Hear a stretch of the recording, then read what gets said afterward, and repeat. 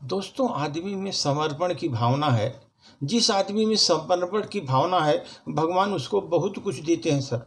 समर्पण की भावना ही रखना बहुत बड़ी चीज़ होती है सर। एक छोटी सी कहानी सर।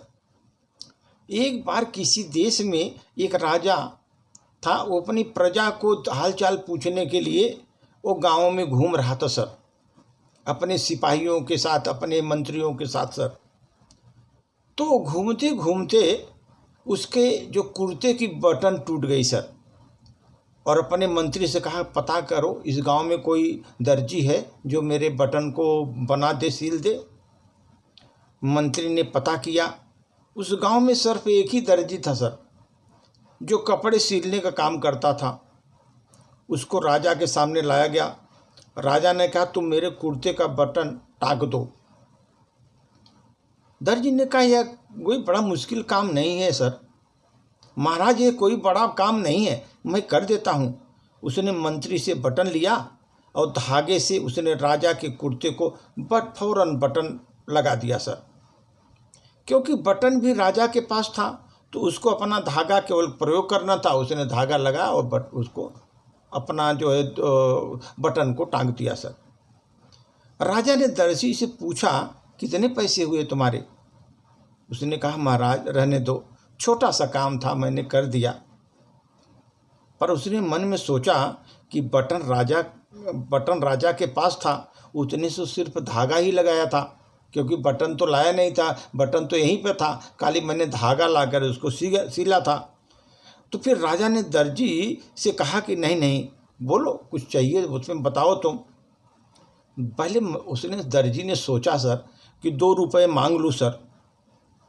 फिर मन में यही सोच में आ गया कि कहीं राजा यह न सोचे कि बटन टाकने के 2 रुपये ले रहा है, तो गांव वालों से कितना लेता होगा वह। उस जमाने में सर 2 रुपये की कीमत ही बहुत थी। दर्जी ने राजा से कहा महाराज आप ध्यान दो, वह रहने दो, और नहीं तो आपके मन में जो आए महाराज वही दे दो। दर्जी ने कहा महाराज जो आपको ध्यान में आए वो दे दो मुझे। अब राजा तो राजा था, उसको भी अपने हिसाब से देना ही था कहीं कुछ। तो ध्यान रखते हुए राजा ने अपना पोजीशन का ख्याल रखते हुए उसने मंत्री से कहा कि इस दर्जी को 2 गांव दे दो, और ये हमारा हुक्म है। इसे 2 गांव इसको दे दो, ये हमारा हुक्म है। कहाँ पर तो दर्जी 2 रुपये मांग रहा था, कहाँ राजा ने उसने 2 गांव दे दिए सर। 2 गांव का पूरा जज बना दिया उसको सर। इसी तरह जब हम भगवान से सब कुछ भगवान पर छोड़ते हैं तो अपने हिसाब से देता है।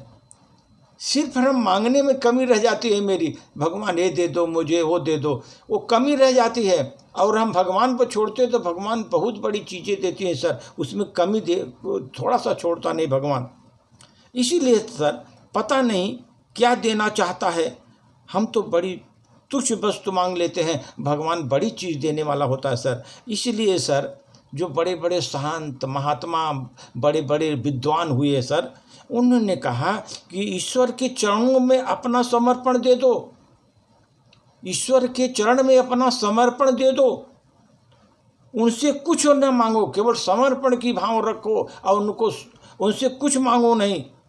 वो अपने आप बस उसी से संतुष्ट रहो तुम। फिर देखो लीला उनकी, खाली उन्हीं से संतुष्ट रहो, उनके चरणों में उनके चरणों में समर्पण कर दो और उनसे कुछ न मांगो। वो अपने आप बस उसी से संतुष्ट रहो बस।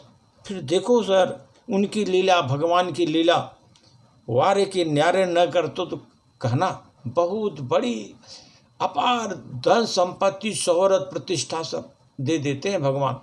अगर उनके समर्पण के भाव में रखोगे तो अगर उनसे मांगोगे, अगर उनके सोचोगे कि भगवान आपको दे, तो नहीं, उनके समर्पण की भाव से रखो, समर्पण उनके पास रखो, अपने कर्म करो और भगवान को आत्म समर्पण कर दो बिना किसी इच्छा को। तुम्हारी सभी इच्छाएं पूर्ति होंगी सर, सभी इच्छाएं पूर्ति होंगी। यह मानव का जीवन जो है बहुत एक प्रकार से प्रभावशाली बन जाएगा अगर ईश्वर के चरणों में हम अगर समर्पित हो जाए तब। लेकिन ये जनरली लोग करते नहीं सर, ईश्वर से जाते हैं खाली मांगते हैं। मांगने से भगवान वही देता है जो आप मांग रहे हैं। वो तो बहुत कुछ देने को उनकी शक्ति है, लेकिन वो जो मांगते हैं अधूरा ही रह जाता है। इसलिए समर्पण की भावना रखो सर, आप बहुत बड़े प्रतिष्ठित व्यक्ति बनोगे, आपको कोई संपदा की कमी नहीं रहेगी, हर जगह से आप संतुष्ट रहोगे सर। धन्यवाद।